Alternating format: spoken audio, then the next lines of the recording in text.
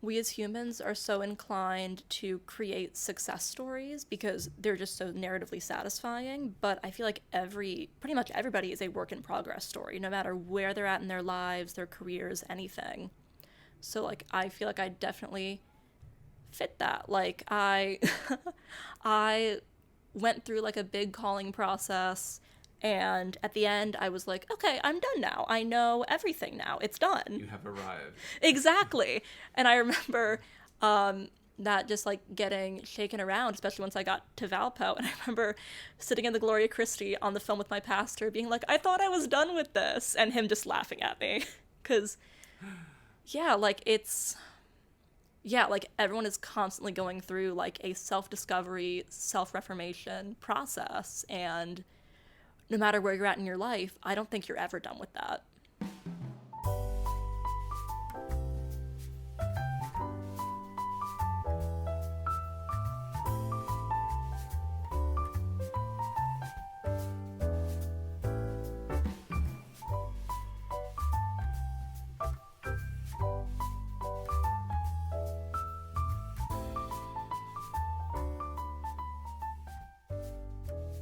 Hello, and welcome to Listening for Purpose, Our Campus, Our Stories.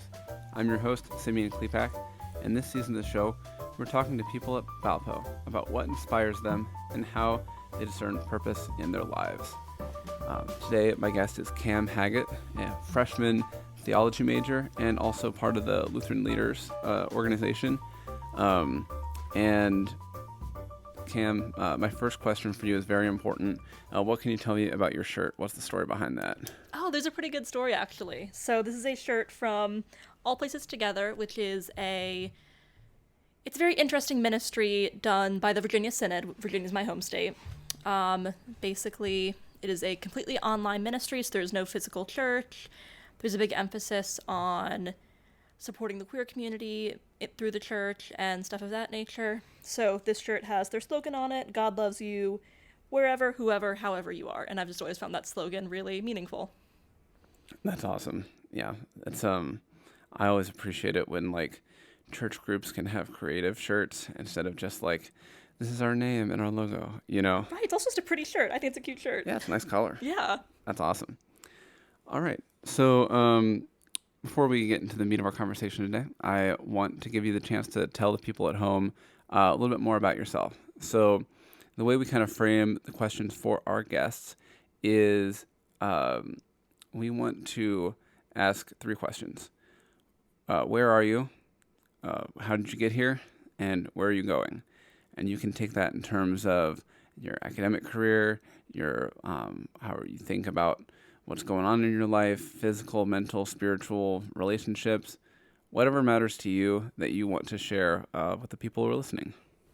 Okay, yeah, absolutely. So where I am right now is Valparaiso University. My mental state is a little tired, but very happy.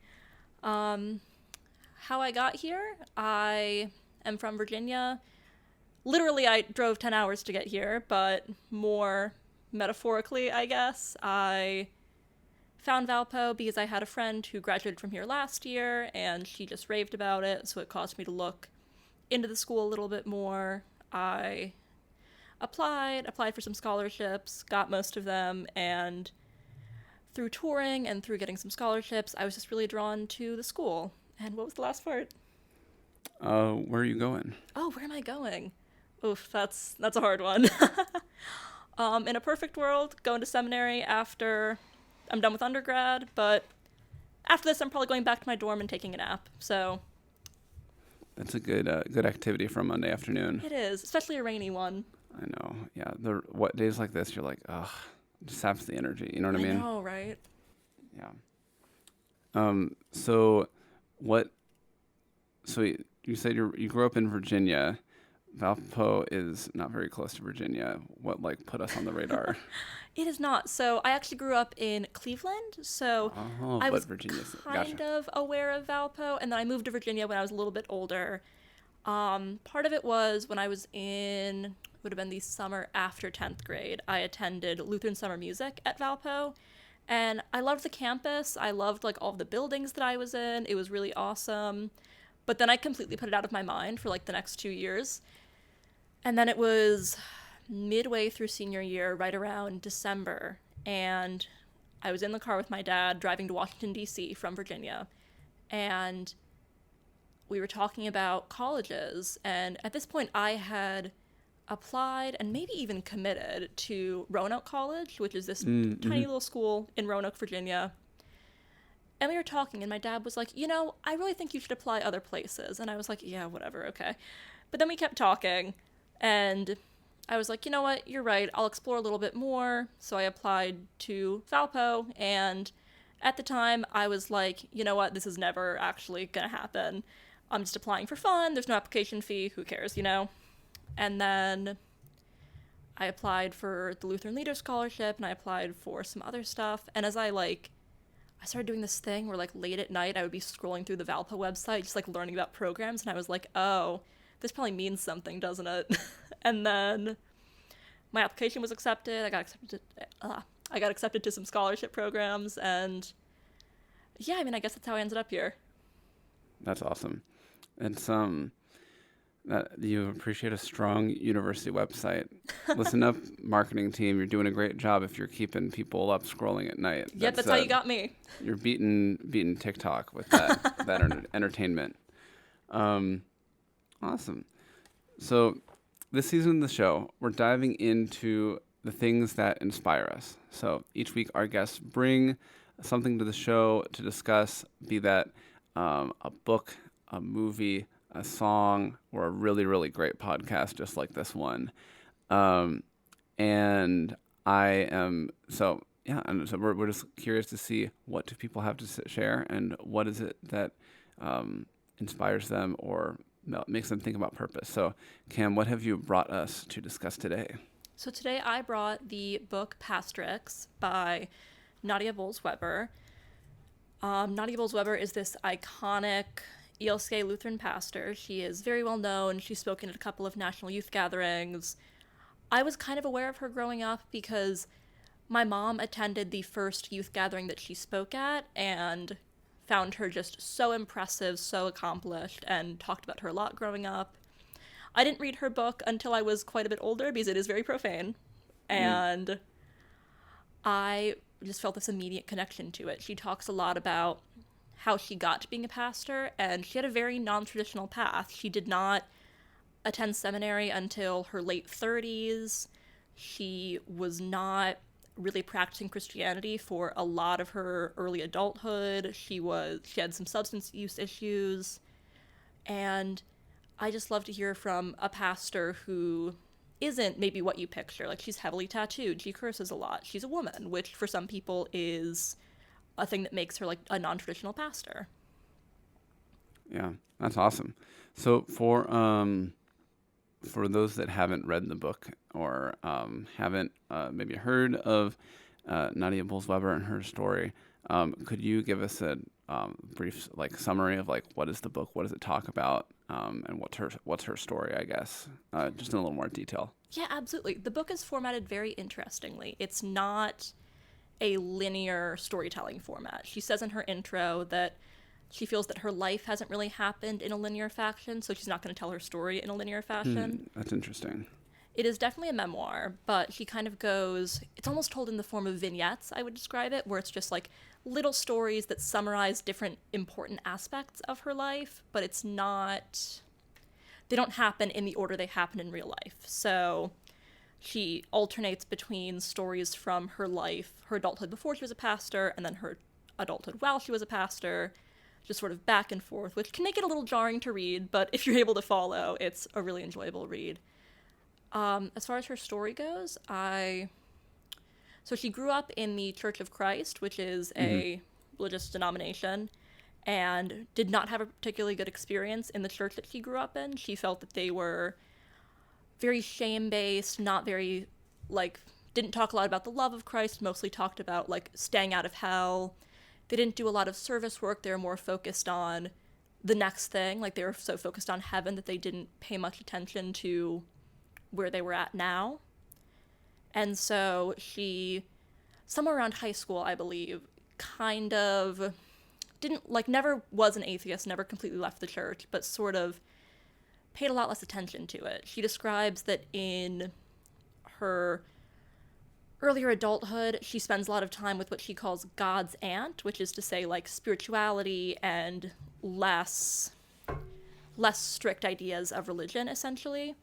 And one of the things that I love about the book is that she doesn't treat that time as something shameful or like a mistake that she made. She treats it as just something that enhanced her spiritual life and really helped her become the person she is today. And it's not something that she's ashamed of at all. And I respect that a lot.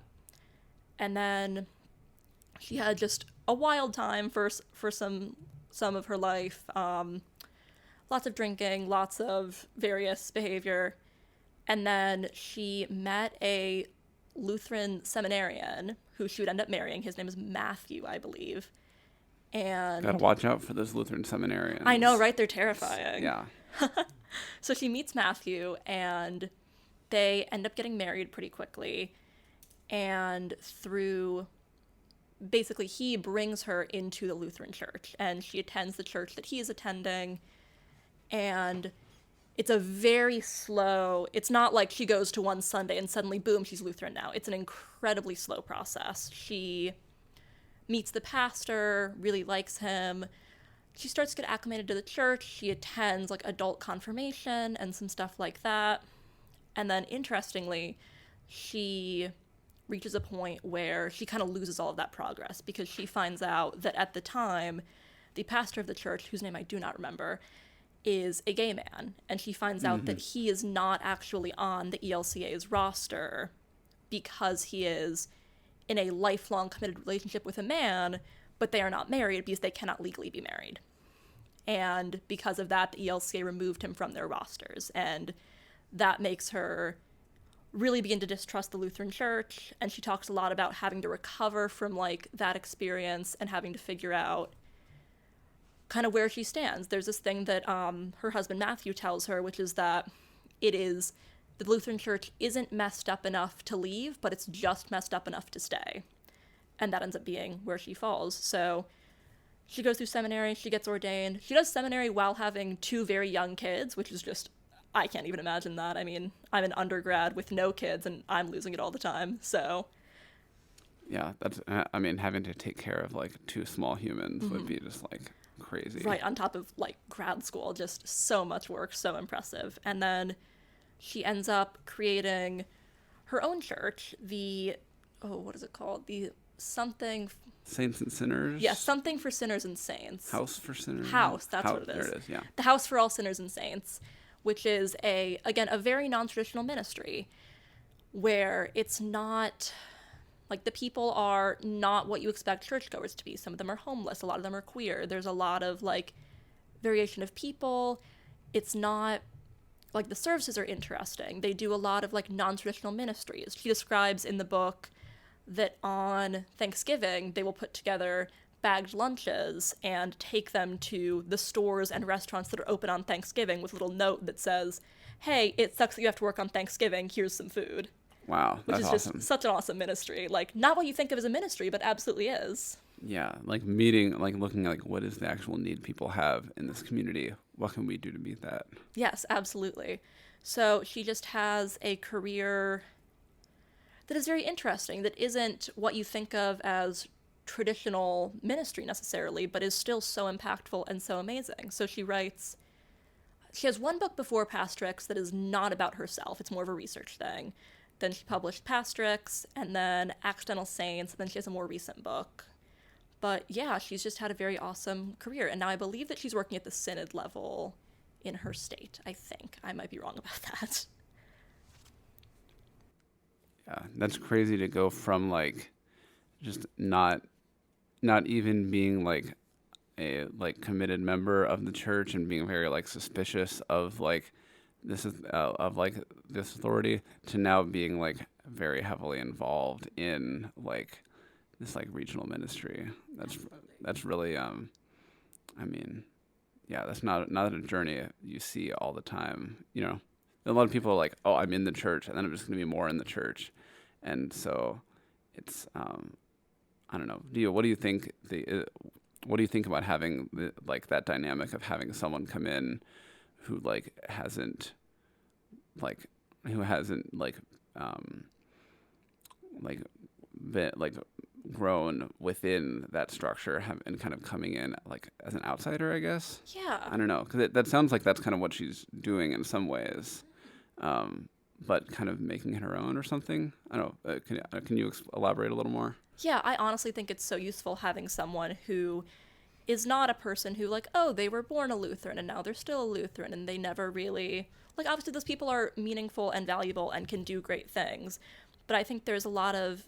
I think there's a lot to be said for having someone with the outside perspective coming in. I also find it interesting that, like, she admits to holding on to a lot of the attitudes of her younger years, and again, doesn't see that as a shameful thing, just sees it as an aspect of who she is. Like, she talks about how in the Church of Christ there was a big mentality of sorting people into boxes of like good, evil, saints, sinners.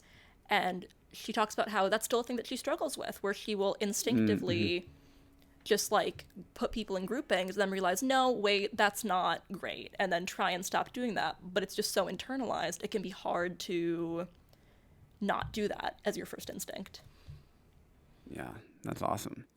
So, what was it about Weber's story that um, kind of spoke to you? You read this when you were in high school, right? Yes, like um, as like a high schooler. What was this? What about this book really resonated to you?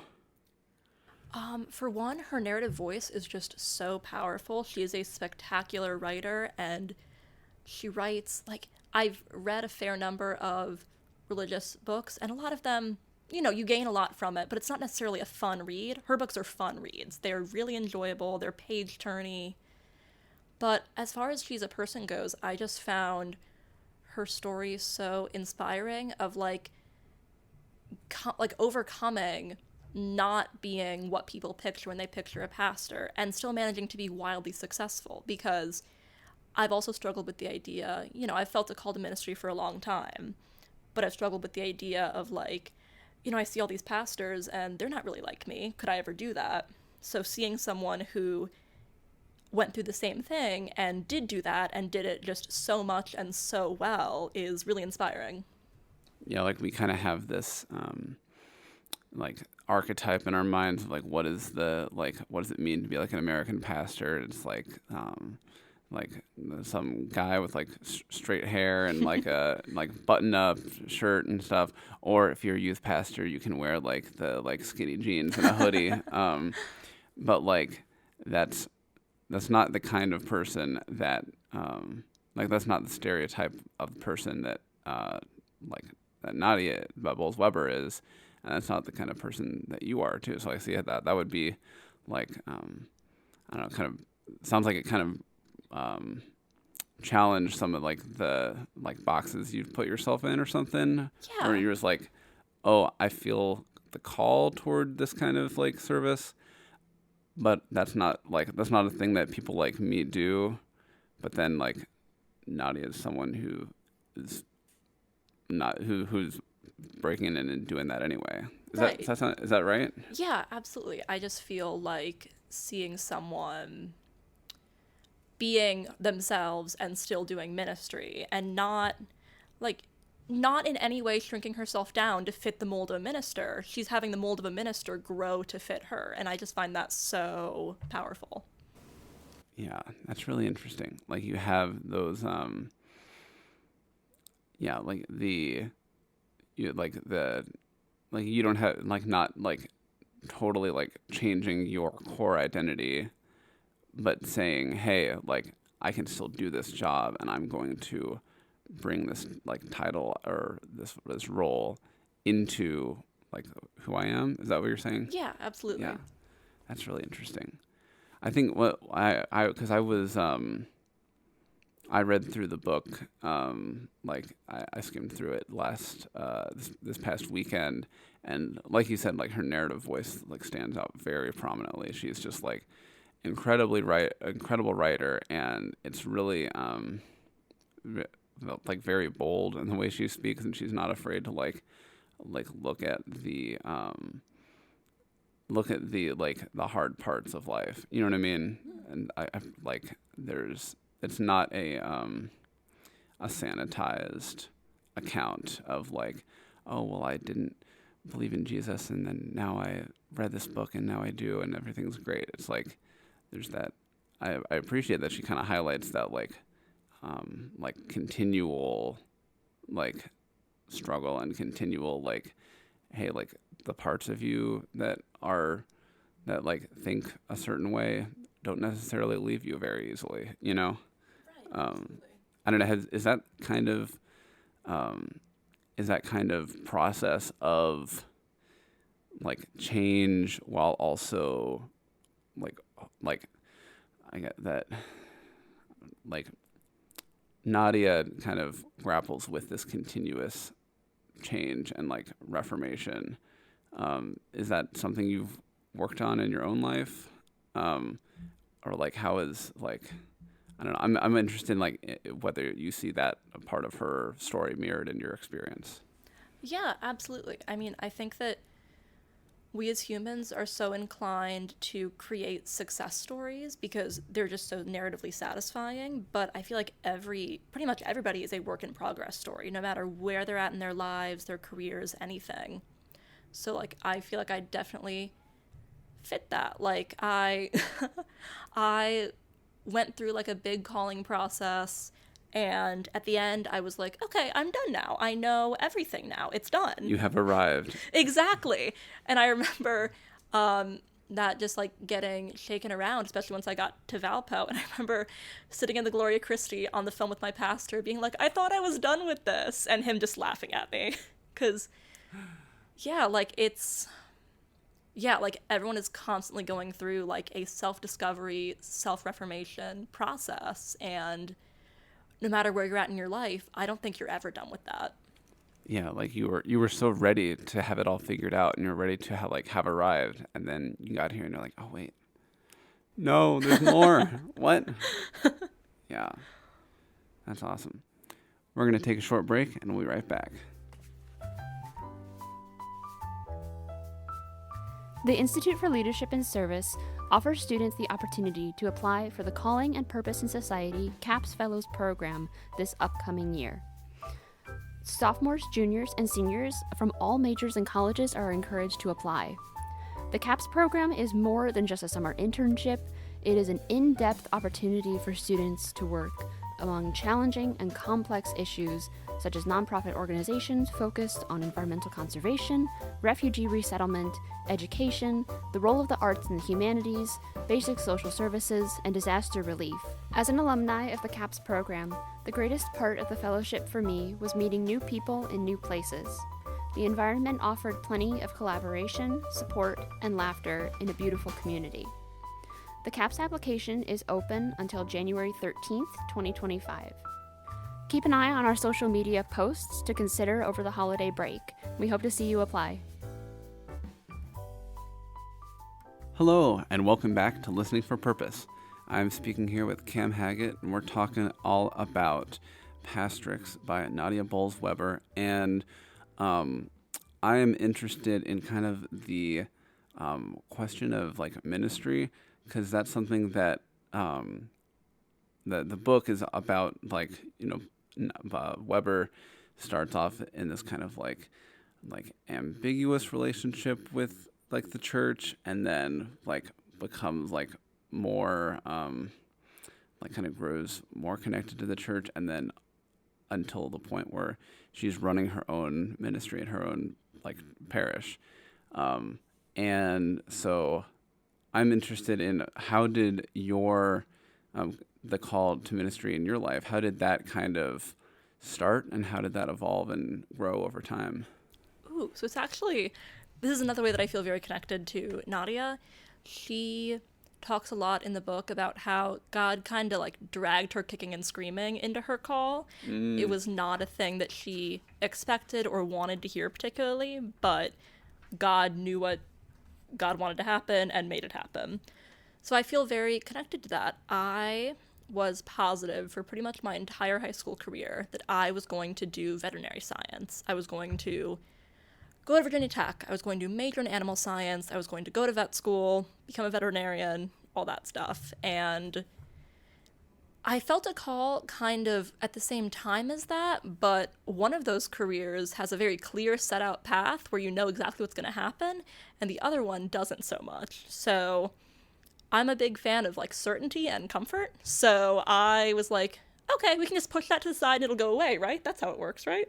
Obviously. Obviously. So I did that for probably 3 years. And then the summer before my senior year, I had, I'd done all my college visits and I was looking at applications and I was like, oh, if I do this, I'm going to be miserable because I would not have been a good vet. I hate studying science. I hate medical stuff. I hate blood, needles, seeing animals in pain.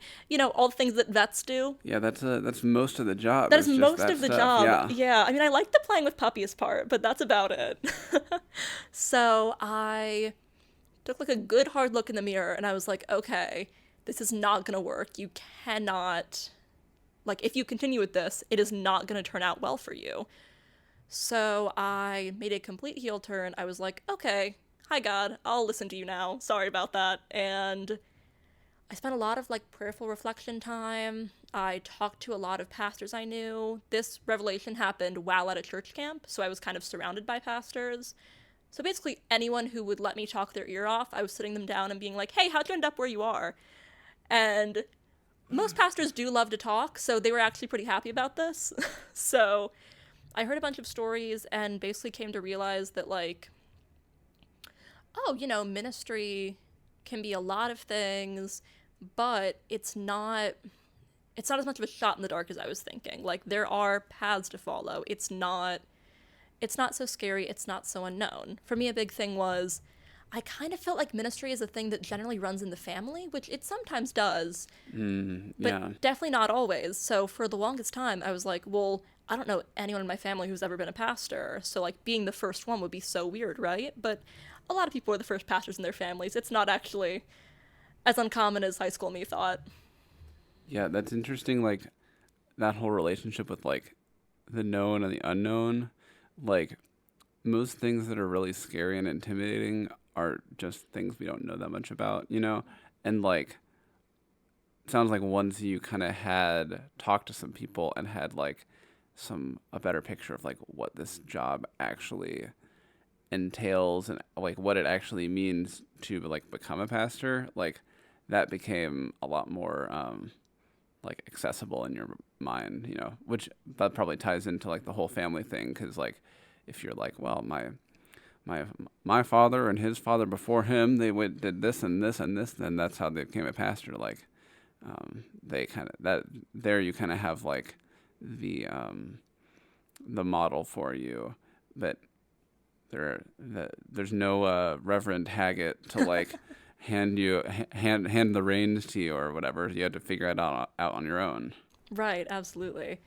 But yeah, once I kind of knew that this was like a thing that people have done and survived, I was like, oh, this would actually, like, I would love this. I feel like I could really make a difference doing this. I feel like this is what I'm meant to do. And that's how I ended up here in the path that I'm in, studying what I'm studying, all that stuff. That's awesome. Yeah, I think like having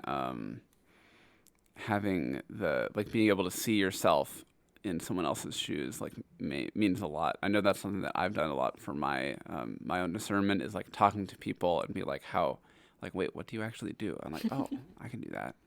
And it sounds like that's something that you kind of like discovered in your conversations with those with those pastors like at camp and stuff, but then also like reading this book, like that's another like another glimpse at someone's story that you were able to like see yourself in. Right, absolutely. That's awesome. So I know you spoke of some about the like ministers at the camp that you went to. Are there any other like people or communities that have been important in the way that and like your journey of like discerning purpose and vocation? Oh my goodness, absolutely. So my home church was deeply, deeply important to me in this process because I started serving as an assisting minister when I was in 10th grade, and it got to a point where I was doing it like pretty much once a month, pretty regularly. And I received so much external call doing that. Like, people were just, I would receive so many like beautiful compliments. And even more than that, people would tell me, like, oh, what you did, like when you did this, it affected me in this way. And like, that was just so powerful hearing that. And like, there was one specific Sunday, it was probably a year into my assistant ministering career, and the council president pulled me aside and was like, you know, you really have an aptitude for this. You should think about that. And I was like, okay, thank you. Because, like, at this point, I was feeling the call and just fully shoving it away.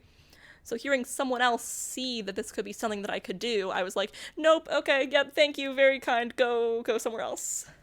Yeah, it's harder to like when it's your own thought, you can kind of discount it and be like, oh well, like maybe that's God speaking to me, but maybe it's also just like me being silly. But like if it's someone else, you're like, oh wait, like hold up, you you see this in me too? Wait a minute. Yeah, exactly. And like, even just since like getting here and even over the summer, since I like really came to terms with, oh, okay, this is the thing, just hearing people, telling people, oh, I want to be a pastor, and hearing them say, oh yeah, I can really see you doing that. Every time, it just makes me want to cry, because it's just the sweetest thing ever, because you think something in your head for so long, and then to hear somebody else say, yeah, that would be really good for you, is just like, oh my goodness, it's not just me, I'm not alone. What qualities do you think people see in you that makes them say that? Oh, I'm bad at hyping myself up, but That's what we're here for. I'm a pretty good public speaker. I kind of pride myself on being really good with people. Like, I'm not necessarily like a super extroverted person or anything like that, but when it counts, I pride myself on really being able to deal with interpersonal situations and like help people out when they need it and stuff like that. There was a moment a couple weeks back when I was talking to a friend, and she was going through a bit of a hard time, and I said something kind of off the cuff, like didn't really think about it. And then she was like, oh, wow, yeah, I'd never thought about it like that. And it just really resonated with her. And I was like, oh, wow, okay. I didn't realize that I could just do that without thinking about it, And that was a really cool experience. Yeah, that's awesome. Yeah, I mean, and that's really like having that more like pastoral side and like being able to like meet people in their situation and like walk them through the like struggles they're facing. Like I think that's so important for ministry, that like you can know the Bible inside and out, but like if you can't like find if you can't like be there for like the person in your congregation that like needs someone to listen to them, like come on man, what are you even doing? Right. I mean, there's a reason why not every theologian is a pastor. Yeah. Yeah. Oh, if we could the internet would just be flooded with pastors if that was all it took. I'm interested in kind of the way that you so you've had your own reflection on what it means to be a pastor, and going back to the Pastrix book. Weber in that story had she was in like a place where she was like uncertain about like where to go with, and like uncertain in like her relationship with like the church, and like what was that going to look like. And in that, like the pastor at her church, and also her partner, Matthew, right? That was his name? Yes. Right? Yes. Okay, good. See, I'm going to pass the quiz at the end of this, guys. It's going to be great. But like those two were, and those two, like among others, were like very important for like being there for her and like encouraging her to like grow in that faith.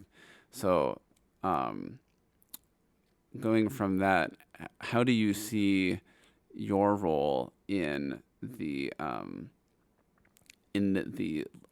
I guess supporting the people that you are connected to, be that in like church community or just like your friends? Yeah. I guess I try very hard to be the cheerleader type. I was on a quiz bowl team in high school, Let's go Quiz Bowl.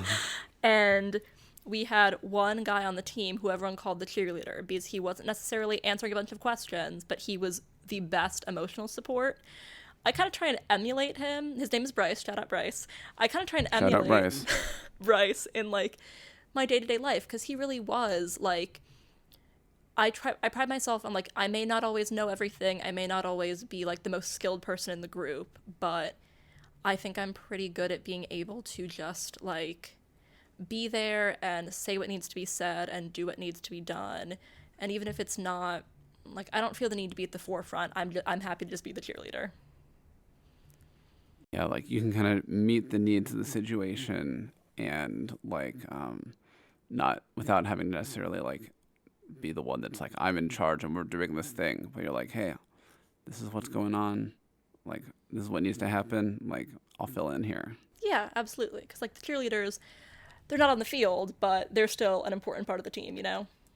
Yeah, no, that's absolutely like if you have, I know like if you have teams where everyone is trying to like be the one that's in charge and everyone's just like doing their thing and it's just only like focused on the tasks or whatever, like that drains your energy, man. Like, Absolutely. so like having someone to just be there for that like positive presence, but also just like be there for people to connect with, you know, like people need empathy, people need like someone there to listen. Yeah, for sure.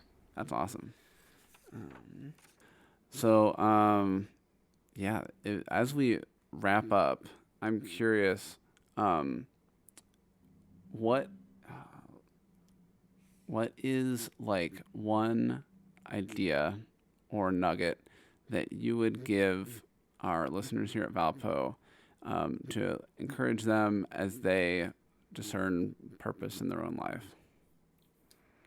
I would say listen. There's this writer I like, Amy Krauss Rosenthal. She's just amazing. And she has this line from one of her books. It's a weird book, but it's basically the line is if you're not sure about what you want to do with your life, pay attention to what you pay attention to. This should help.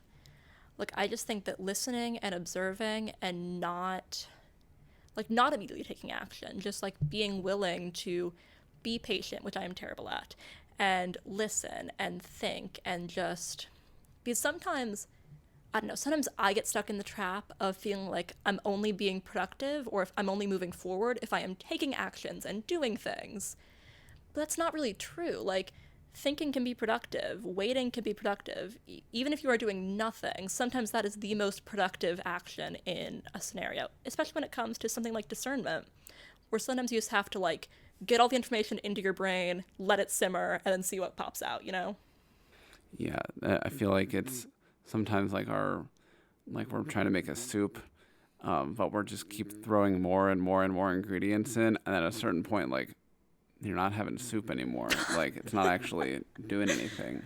I've definitely, like, that productivity, like, that drive to, like, always, like, be getting the things done. Like, I think that's super, like, that can be, like, super corrosive. And so, like, I'm glad you pointed that out. Are there any, like, habits or practices or anything that you've done to like try and like take a step back, like and actually give yourself some like time to think? Yeah, I have a couple. I'm a big fan of pros and cons lists. So I will make a lot of like, just take an issue, consider the pros, consider the cons, weigh them against the others. Sometimes I'm a little bit obsessive with my list making sometimes, but I love just a good pros and cons list, see it all laid out, just look at it. My other method is call my mom and talk to her for an hour, and then usually I feel better after them done doing that. Yeah, like honestly, having someone to help you talk out loud with is like so useful. Absolutely. I know sometimes you're talking, you're like, oh wait, of course this makes sense. And then sometimes I've been like talking, I'm like, what am I saying? Like what, like things can make sense inside my head, and then once you put it out there, you're like, oh wait, no, okay. Right, there's this line from some book that I read that's like, oh, as soon as he said it, he realized it was true. And that happens to me so often where I'll just start talking and then I'll say something, and then I'll suddenly realize, oh wait, that's like really true. I really mean that actually. Yeah, I always get in trouble because I start talking and then I say something stupid, and then and then it makes the situation awkward. But I'm glad that your subconscious is more constructive than mine. Awesome. Well, Cam, thanks so much for coming on. This has been a really great conversation. It's been awesome to hear just about like the like it's I think what's cool about your story is the way that like it seems like vision and like relationships matter a lot to you, like the way that you kind of see your vocation like through like things that other people have done and experiences other people have had, and then you're like, oh wait, that's me too. And yeah, I think that kind of relationality is that's really neat. Yeah, so thanks so much for being on the show. We appreciate having you. Yeah, thank you for having me. This was awesome. Thank you, everyone, for joining us this week on another episode of Listening for Purpose, Our Campus, Our Stories. If you enjoyed this episode, please share it with a friend. We want to get the whole campus community involved in sharing each other's stories and listening to each other, and we would really appreciate your help in spreading the word. This episode was recorded and edited by me, Simeon Klepak, with help from Kat Peters, Gabby Unziker, and Cam Haggett. For a video version of the show, head over to our YouTube channel. We are at ILAS at Valpo on YouTube. For information about the Institute for Leadership and Service, the CAPS Fellows Program, or the Allen Scholars Program, check out our website at valpo.edu/ILAS or email us at lead.serve@valpo.edu. Thank you for joining me this week, and I'll see you next time.